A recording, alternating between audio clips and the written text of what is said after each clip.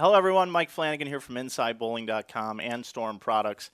Big news in the bowling world in the last week. Chris and Linda Barnes are no longer with the Ebonite family of brands, and they have moved to the 900 Global family of brands. I'm here tonight to be able to interview both of them, and we're really excited to talk to them. So, with no further ado, joining me first is Chris Barnes. Chris, thanks for being here. Thanks, Mike. Appreciate it. Thanks. So let's get right to it. Pretty busy week for you. A lot of things going on. Just traveled back from overseas.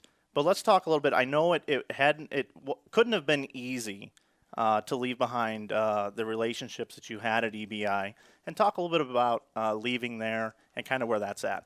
Well, as you know, I was there for 10 years, and there's a lot of great people there. And so anytime you leave a situation like that where you've developed a lot of relationships over the years, obviously Bugsy Kelly and I worked really closely over the last few years. It was a tough decision.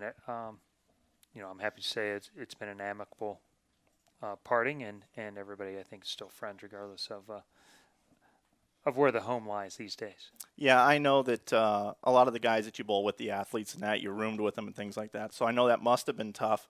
But moving ahead, you've got the 900 Global jersey on. I saw Lucas Wiseman posted a photo of you in it. Why Global? Why 900 Global and the 3G brands? Well, why was that so appealing to you? Well, again, it kind of comes down to people, and I've been friends with a lot of people that have been part of the Storm family of brands, and it kind of started out as more of a joking on that end of it, and an opportunity came about with 900 Global and a chance to be a part of something and help something really grow, and a lot of that really appealed to me.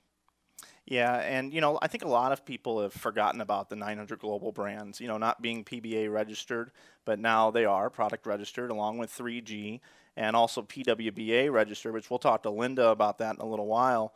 But I guess I wanted to ask you, with the people kind of forgetting about 900 Global, what is it about the bowling balls and 900 Global that have you so excited? Can you take us through some of the products and talk about 900 Global and 3G so far? Well, absolutely, and one of the first things you mentioned was the 3G shoes, and those are back after a little hiatus from the tour.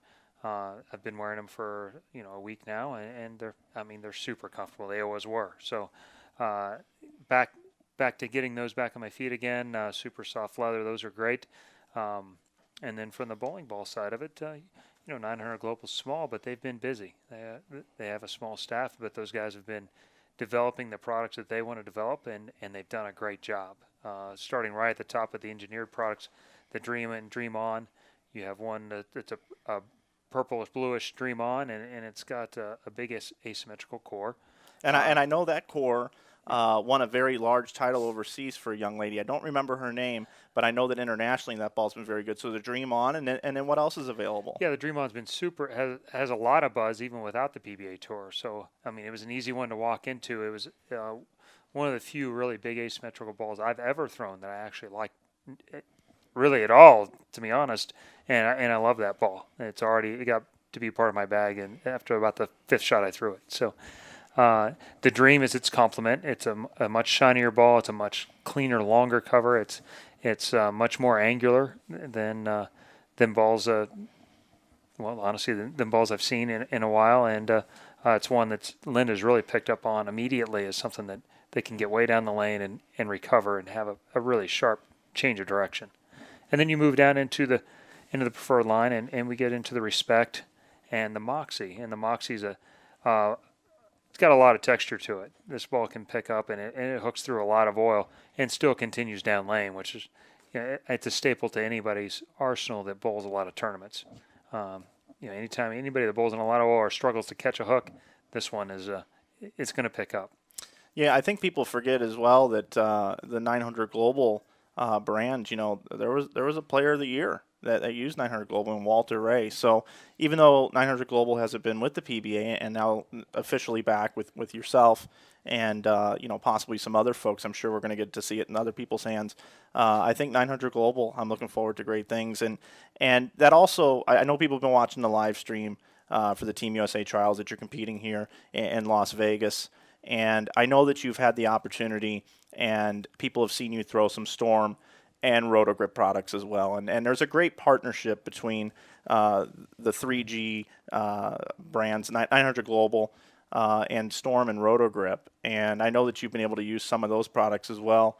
Do you see yourself using those balls along with the 900 Global balls, or what's the plan there? Well, right now I can, but as we continue to grow the 900 Global overall arsenal, I don't see using the other two brands very much. And really, with as good as the line is, like say with the Dream On, the Moxie I talked about, and then the Respect, which is actually my favorite ball of the bunch, a shiny ball that's low RG and symmetrical that I can hook it and I can throw firm and it still picks up in the mid lane. It does all the things that I really want. Good change of direction.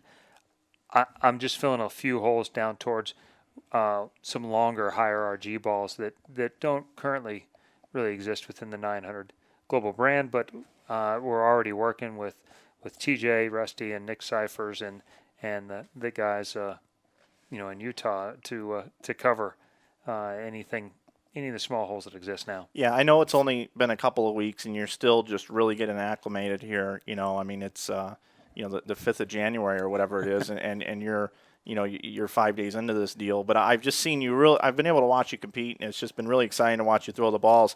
And one thing that I know that was important to you in this deal, because we've talked a little bit pre-interview here, is that you are going to be involved with some of the development of the bowling balls. And I know that's something that's always been something you've been wanting to do. Any decision you make to move, and where it includes Lynn and I, includes both of us, and there's different factors that appeal to us. But one of the biggest factors for me was to be able to be part of that process. 15 years of making mistakes on tour, I've learned a few things, fortunately, and I have some ideas of how I think product lines should fill out and where some holes have been, and I'm fortunate to be in a position now where I can have some impact on what balls get made and core numbers that go with it and cover stocks that work and we have more options than I think any other company. So I'm really excited to be part of that team and have already been welcomed in by that team to have input and have already had more input than I could have ever expected after only 5 days. Sure, and in only 5 days, you've got some new jerseys, and that leads me to my next question. We've been seeing you in quite a colorful array, almost a Skittles colors. Have you thought about not only with designing new balls but new jerseys? Do you have a new look, or what are you kind of doing there? Well, along with TJ, we've come up with basically this is a version of one version of a new jersey. We have watermarked flags along the top. Flags from around the world. One of my favorite telecasts, by the way, when you wore the jerseys, the Team USA type jersey with all the world flags. One of my favorites. It's something that I appeal to too. I've always been an international player. I think from the Team USA days on, and we're back to that with the World Bowling Tour again. So we have flags from around the world. I think it fits well with the global brand.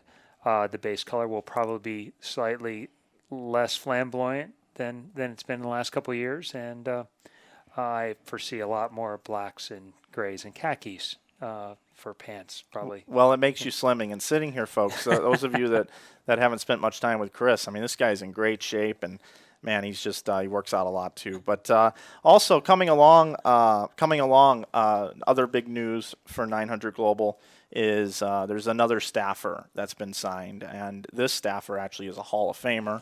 Unlike yourself there, bud. Yeah. But second again. But it's got to be really, really cool having Linda come along with you for this ride. Well, actually, and that's we're a team, and we have to be a team for a lot of reasons. For reasons at home, for anytime at times I'm an absentee dad, being on the road. It takes a good partnership to make this whole thing work, and to be on the same team and be able to come to this situation. It was a great fit for us. Yeah, and a true story for everybody at home that may be watching. They actually wanted to do the interview together, and we're quite upset that the setup that I have here, that we were only able to do one-on-one. So I just wanted to mention that they are a team, and hopefully we'll be able to get through this interview the way that we can here. So really cool, though, that you guys are so in this thing together. But, hey, and that takes me to a couple of creations that you guys created together. A couple of folks named Ryan and Troy. What's it like being That was one of our better moments. Yeah, actually. hey, that's great. What's it like being a dad? And I know you're gone away a lot, and Linda's got to take care of them. And tell us a little bit about what that's like. Well, being a dad part's great. I mean, that's one of that probably did more to balance me and all the competition focus that was before that. Had I known how great it was, I probably would have pushed a lot harder, a lot sooner. Those guys make me light up. They that's what I do. A lot of what I do for. But it's also the part that's hardest because there's no home games in bowling. So the part that I dislike the most is having to be away as much as I am, and with them being 12 now, I know I have a limited time that they still care at all whether I'm around or not. Yeah. They're about to become much smarter than I am. Yeah. For a few years, and Sure. So I'm trying to take advantage as much of the time when I can still be a likable person in their eyes until they're, I guess they turn somewhere between 13 and 16 when I become dumb and they don't like me anymore. Well, I noticed you've always got the blue bracelet on. The strikeout diabetes, the JDRF has been on your shirt for a long time, and I know just from a fan of bowling and keeping up with the Joneses and what's happening in bowling, you and Linda have done a tremendous job bringing awareness to this disease, the juvenile diabetes. Could you talk a little bit about, kind of what you guys are doing with that and really how it affects, your day-to-day at home with Troy having juvenile diabetes? Well, I mean, it's a huge factor. It's part of every day, and it's certainly the hardest part for her. And there's no days off there. You can't go, hey, you know what? I just want a full night's sleep. Well, it doesn't always work that way. Most of the time, it doesn't work that way. There's going to be a 2 a.m. check or a 3 a.m. check or some. Some nights and some days there's good numbers and you can sleep peacefully, but many times she's not able to. So it has a bearing on overall, day to day. It's almost. At times, it's almost like having newborns again, and you're up every 3 hours. But the strikeout diabetes, and to be clear, this really is her child, and it's grown into an adolescent already. It's grown into a much bigger event. We coordinate our event with Carolyn's event for Dell, and Ballards versus the Big C. Ballards versus the Big C, and we try and stagger them a little bit because there's a lot of the same people that support both of the charities, and there's several things that we do that we kind of split down the middle, so where half goes there and half goes here, and so it's become really a Dallas-Fort Worth kind of cooperative effort to support both of these charities to help find a cure. And there's some really exciting things going on with type 1 diabetes and not the disease, but actually the cures. And there's some real hope for maybe the first time in a long time, but not only quality of life things that can really help Troy moving forward, but some actual progress on reversal and some transplant things that are actually really working. So well, that sounds super pretty hopeful. exciting. Yeah, that sounds really hopeful, and I think it's great what you guys have been doing to help with that. We've seen a lot of it, in the mainstream. A lot of different people are supporting that. It's just so cool to see you guys doing that. The bracelets are everywhere, and I think that's really cool. Well, and Jimmy Johnson does a nice thing up and he helps families that are in need because it's a huge cost. I don't know how people do it that don't. We're fairly well off, and have somewhat of a reputation for being frugal. So I've saved a little bit of money over time, and so we can afford some of these things. But I don't know how people do it that don't. Sure. That don't have fantastic jobs because it's an expensive disease. Hey, speaking of relationships, I know relationships are really important to you, and you had some great relationships where you were at. But one exciting thing, and we're actually at Jim Callahan's house here doing this interview here tonight. But if you're in the know in bowling, you know that you and Jim Callahan have been good friends for a long time, despite being on enemy grounds. There's not really a such thing as enemy grounds. But what's it like coming over and being able to have the tour support from not only Jim Callahan, your good friend, but Dell Ballard Jr., the tour rep for Storm, who's also, taking care of the 900 Global brand, but also Chris Schlemmer, Tim Mack, and then, of course, the folks at 900 Global and just all the other folks, Hank Boomershine, guys like that, Klemkin. What's it like being able to have that support now? Well, yeah, I mean, it all kind of comes around. Obviously, we've had a relationship with Bill Chrisman for over 20 years now, and regardless of the fact we haven't been on the same staffs, we always find time to have a meal at some point every year and throughout the year, and have always been great admirers of all the things that they've done to benefit different charities. But to have Jim, as a friend but now a teammate, and then Dell, we worked together before, and Tim and I have known each other a long time, and have hung out overseas for a long time. It's really a team culture, and that's one of the things that I think has been one of the big parts of the success of Team Storm over the last few years, and I look forward to. And I've already been welcomed in with open arms from the 900 Global guys. Yeah, that was actually my next question.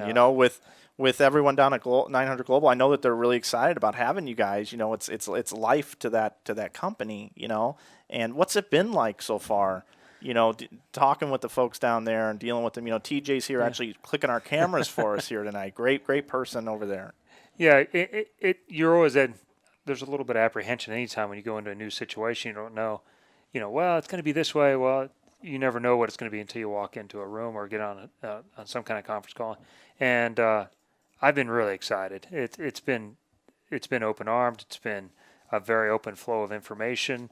Some of the things I see, they've taught me a lot of things of how things are working and want us to be part of that process. And to me, that's better than any drug is to just get to be part of a team and be part of the process and help where we all work together towards the success of the brand. Yeah, San Antonio is where they're located, and how far is that away from Flower Mound, I believe it is, right? It's actually Double Oak, but Flower Mound's about as close a town that anybody might recognize. I'm about a half hour north of the airport there in DFW, and on a good traffic day, it's 4 hours, which I don't know when that's happened exactly, but it's probably closer to 4.5 to 5 drive or a really short flight down there. So it makes it really easy to get down, and we can do some testing and get some stuff done in a real short amount of time. And there's already plans in the works, despite the schedule that I have coming up here the first part of the year. We're already putting some plans together to get everything rolling. Takes me to the next question. Great setup here. What does your schedule look like here for the next 3 months or so and beyond? Nothing. Yeah. No, let's see. We got team trials going on right now. We have a few days left of that. On Thursday, we're going to tape the Chris Paul charity event in L.A. I'll go home for a few days, and then I'll go to Japan for the DHC Cup over there, and meeting with the ABS folks, now as a 900 Global staffer. We come back, and a couple weeks later, we start the second half of the tour season, which becomes the PBA Players Championship, the Doubles Championship, which I'm going to bowl with Tommy Jones, the Masters, and then the Tournament Champions. I think they have a couple of weeks there, and then the end of February, there's 3 tournaments over in the Middle East with the World Bowling Tour and Qatar, Kuwait, and Bahrain. And we're just to February. Well, that gets us almost to mid-March. Okay. Almost to mid-March. So a lot of bowling coming up. I'm not going to retire just yet. Do you have any goals this year? You've been a player of the year once. I'm sure you'd like to get another one. My good friend Pete Weber's never been able to get one, and I'm sure that you trying to get a second one is one of the toughest things you'd ever be able to do. But do you think you legitimately, with this move, have a chance to be player of the year again? Well, that is part of the reason for making the move. It's to throw products I think benefit the best, to help develop products that I think serve all players, as well as possible. I think I have a lot of gas left in the tank too, and so. The biggest thing working against me is how short our season is, and a lot of things have to fall together on the right weeks. With a majority of our season happening at South Point, the rest of our season happening in a pretty short 3-week period. You have to bowl well, and you have to bowl well at the right time. And so, it's difficult, and obviously the talent's not going anywhere. And the shorter seasons means that guys like Pete and Norm and Walter are still able to compete, week to week to week, and not be hurt by the longevity of a season that wears on older bodies. But I guess maybe that plays in my favor now too. Maybe so. The PBA 50 tour is very, very strong. There's no doubt about it. I want no part of that one right now. Yeah, it's but yeah, difficult. second player of the year puts you in pretty rare air, and then obviously the biggest one on my list is the Masters. That gives me the Grand Slam, and that's some of the rarest air of all. So, I'd like to get to 20, 25, maybe even 30 titles. We'll see how things go, and that player of the year and a Masters. That's the kind of the three big things. You talked about the DHC, and I wanted to talk a little bit about you're an international bowler. You touched on it earlier.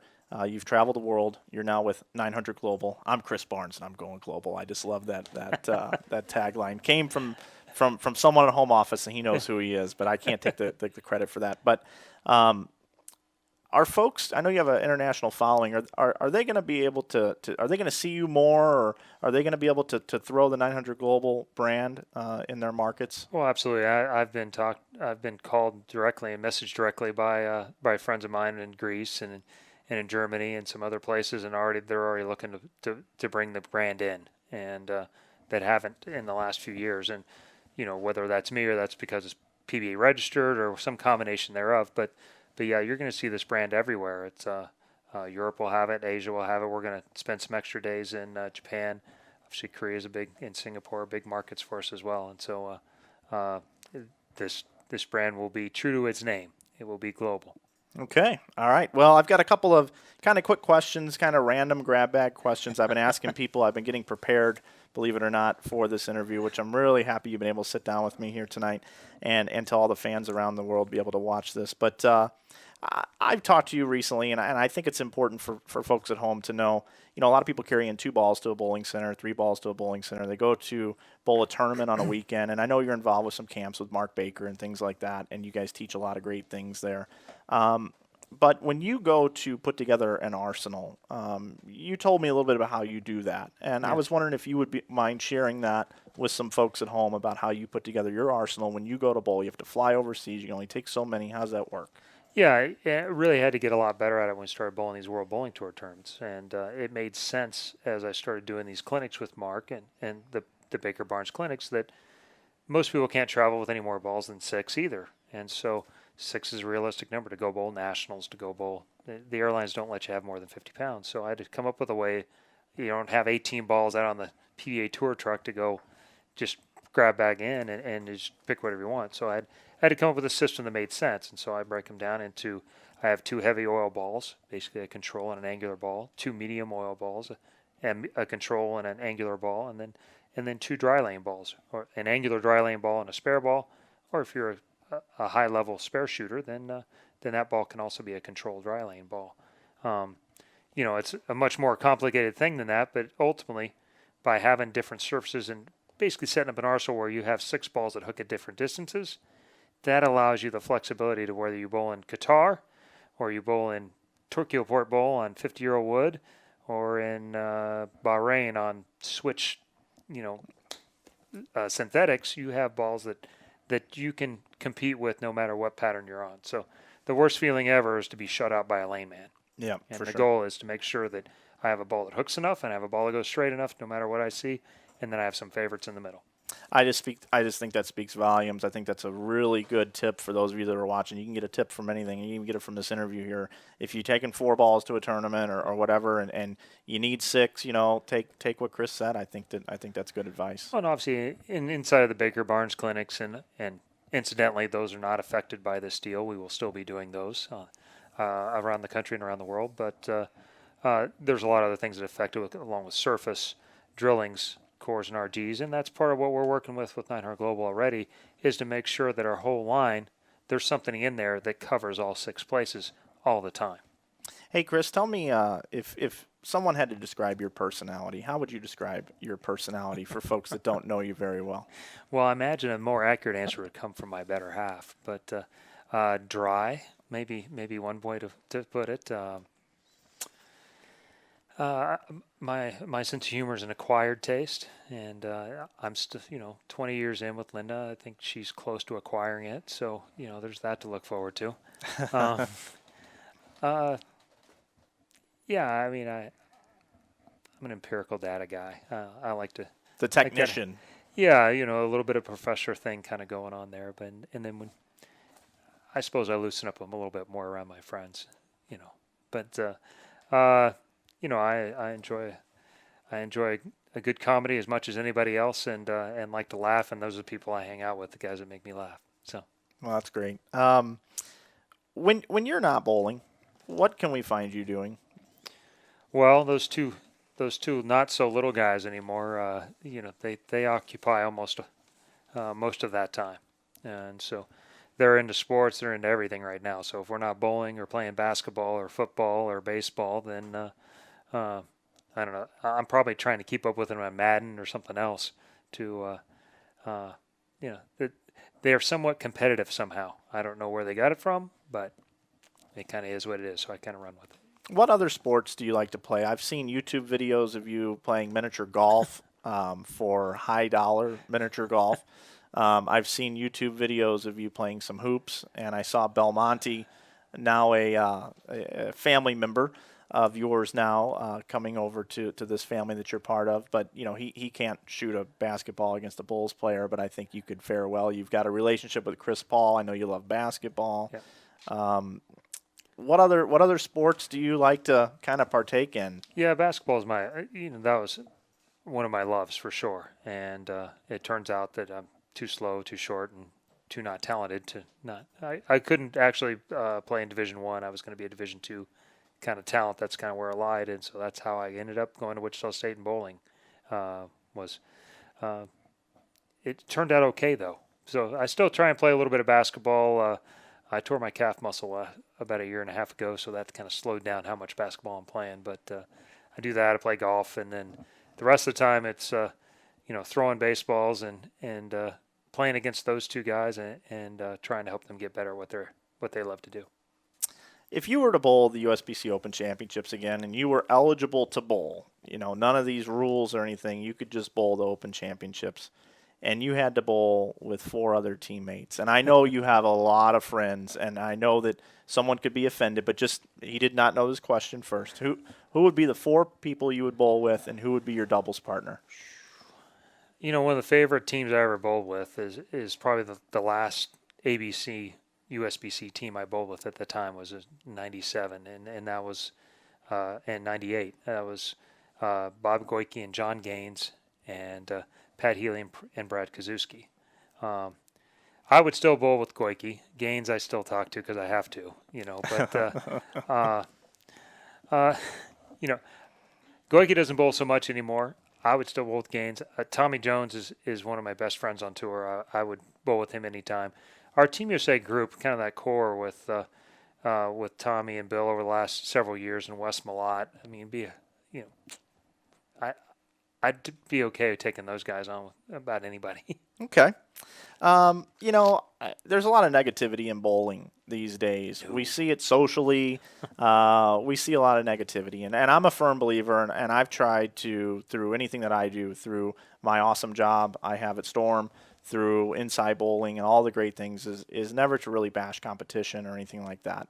And there is one particular thing that I've viewed, and I've never had an opportunity to ask you, and I thought I would do so here for everyone to see. Somebody put together, at least one person put together a video of your misfortunes earlier in your career on YouTube. And I don't know if you've seen it or not, but that kind of negativity just drives me crazy. How do you deal with that? And does it fire you up? What does it do for you? Yeah, I'm not sure exactly which one because unfortunately there's probably more than one that have been put together, and some of the guys are pretty creative. I'll give it to them. It's entertaining to a point. I mean, at some point, there was probably a portion when I was bowling on tour where people wanted to watch me bowl because they can't turn away from a train wreck, Right. and so they wanted to see which one was going to hit next. But mostly it's motivation. Ultimately, you learn from your mistakes. You actually don't learn much when you win because most everything goes right. Yeah. And so, I mean, I would prefer to have just won a lot more, but I ended up learning a lot through many of those mistakes, and some of them I ignored for a while, so they prolonged the problems.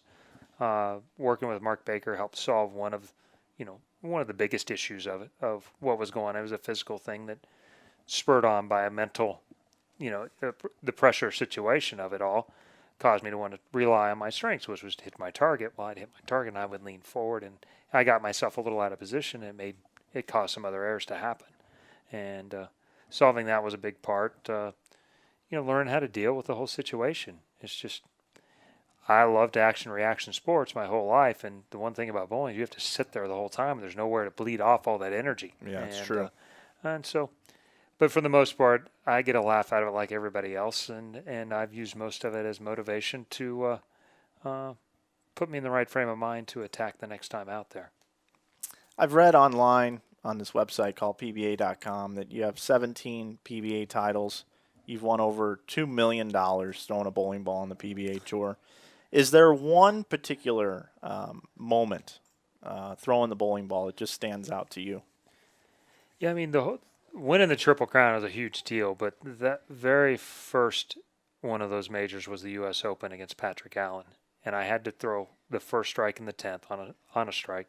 I had to go strike 9 spare to win by 1, and they were brutal. I think I averaged 214 for the week and was leader by like 3 pins a game. They were really hard, and I'd been struggling up through that point on TV, and anybody says it doesn't pile up on you, and you just take one at a time, and it's great advice. It's not realistic because it starts to dogpile on you after a while, and so to break through there and throw a really, really high quality shot on the biggest, I think across the board, the U.S. Open is the hardest one to win, the one we all want to win the most, and to throw one on that pattern to win on TV in a situation that I had been struggling on considerably that was the one moment for me that kind of broke through and kind of got rid of some of it. Was that the Pepsi spare ball? Was that time? Yeah, I think that would have been a Pepsi spare ball. I think that rings a bell when I watch that back. Yeah. Okay, so let me ask you this. We're sitting here, we got the headsets on, the whole 9 yards. I know that you've spent some time with Dave Lamont. You've worked in the booth with some other people. What's it like to be a broadcaster? Do you really enjoy that? Did you get drug into that? Tell me about broadcasting. I started doing it early on in the college side, and it was a tie-in from my college days. I didn't know what I was doing, and it showed, and it was painful. And that makes 2 of us, by the way. I was trying to be Bo Burton because that's who I grew up listening to, and it turns out I couldn't pull off Bo Burton. And I did a thing with Gary Beck in the Fashion Mall that Linda was a part of, and we did like 5 shows in a row, and I got to be with who was it that was our play-by-play? I think it was Dave. Was it Dave? Yeah, I believe it was Dave. And I got some great feedback, and I got a chance to do more than one show at a time. Mm-hmm. And ultimately, I knew it was kind of my last shot because I hadn't been very good to that point. And internally, I said, if this is as bad as the last ones, I'm not doing it anymore. I don't care if they ask me or not. But I'm going to do it the way I'm going to talk like you and I are talking about bowling. And like I was sitting on the couch, and Lynn and I were talking about it, and I just did it that way. And the guys went, yeah, that's what, and they liked it. And so not only then I got to be myself, and I'm kind of the opposite of what Randy is. There's so much emotion, and then I got to do some of the third guy in the booth, and we balanced each other out there a little bit, and it just got to be fun. And so now I get to sit around like I'm, watching it at home on the couch and talk about how I see it and what I think is going to happen next. And, sometimes I'm right and sometimes I'm wrong. But the feedback generally is fairly positive that it's a different, how I see it is different than, they want to know how bowlers think in certain situations. Mm-hmm. And I don't know how everybody thinks, but I have an idea how some of them do. And I make my best guesses, and I think it lends a little insight to what's going on. And, I get to call some matches. She made 5 U.S. Open shows in a row, and so I got to call some of those. And it's a little hard and a little nervous sitting up in the booth, and sometimes you want to be on the lanes helping her out a little bit, but it turns out she bowls pretty good on her own. It doesn't really need my help, no matter how much I think she does. Yeah, it's kind of got to be a dream. Hopefully I'll be broadcasting my wife on TV. That's pretty cool, man. Just a couple more here for you. One of my favorite interviewing questions I always like to ask when I ran bowling centers was, tell me the last time you laughed so hard you almost cried. And I know it's a difficult question, but could you tell me a time that maybe you just got to tickle, you were laughing and you and Linda or maybe with the boys or something happened? Yeah, we were just sitting at the dinner table the other night, I think it was, and Ryan got to laughing, and he got to the point to where he hurt. It was uncontrollable. He was uncontrollable, and then we started just messing with him, and I don't even remember the vein of what it started on, but we were just sitting around the dinner table, the four of us, and it was just pretty much uncontrollable laughter. And I wish I understood what it started with, so it doesn't really make for much of a great story, but it is one of the moments that you cherish, and it's one of the things you hang on to while you're out here on the road and doing what you need to do to make a living and achieve some of your own life goals at the same time. But those are the things that keep you going and make you want to come home a little faster. So what I've learned is laughing is contagious when it comes to Mr. Barnes, and if anybody at home would like to heckle Mr. Barnes on a PBA broadcast, I would just suggest everyone start laughing in the stands, and that would probably screw you up more than anything else. So there you go. There's the secret to beating the son of Jarrell, I believe it is. So let me ask you this. If you could have dinner with one person, deceased or living, tomorrow night, and we're going to exclude Linda because I know she's kind of a shoe-in and whatnot, but who would you have dinner with She tomorrow is a night? great dinner companion, by the way. It's really amazing. I think Dick Weber, actually. The few times I met him, I got to be around him a little bit. I even got to bowl him once in the PBA format back in the match play part, which was a very strange kind of feeling. I won the match, but I sure didn't feel good about it in any way. And I'd like to sit down and I'm a lover of the history of the game, and he's been there since the beginning. He was with the original. I would love to be a part, not be a part, but to hear how it all happened and the things that all of us went through. I'm sure one dinner wouldn't be enough, but any time I would get to spend with him, I think would be time that was more than well worth it. Very cool. All right, let me ask you, there's going to come a day where you're going to have to hang up the bowling shoes, the 3G shoes, and they're going to be hung up, and people are going to look back at your career. What will you want people to remember about you and the way you went about bowling and conducting yourself within the game of bowling? Yeah, I don't know if you really get to choose. I think other people tend to choose those things for you one way or the other, but I guess I'd like to be known as kind of a student of the game, somebody who found ways to make it work no matter what they bowled on. I guess one of the most versatile players to play. Somebody who never quit, and hopefully a Grand Slam winner by then. Hopefully this year. Hey, how do people get to keep up with what you're doing and socially and all the social media world? Let everybody know at home if they want to keep up with you, where they would go to find those things. Yeah, there's a couple places on Twitter at Barnes PBA, and then the Chris Barnes fan page on Facebook. Those are the two best ways to keep up with me and I ask questions, and I do my best to answer those in a very timely manner. But that's generally how people around the world find out what's going on, and how I find out what's going on. Yeah, and I know that you've done a lot of things. You were live streaming from your hotel room at certain times with the USBC and things like that. So I personally am looking forward to being able to work with you a little bit, do some giveaways and things like that on your fan page. So make sure that you check out his fan page and follow him on Twitter. I've always followed you, and you've always shared a great deal. Last question for you. The move to 900 Global. If someone's sitting at home and they're like, wow, I really don't know what to think about this whole thing. This is too much to take in. Chris Barnes, 900 Global, Linda Barnes, 900 Global, PBA registered.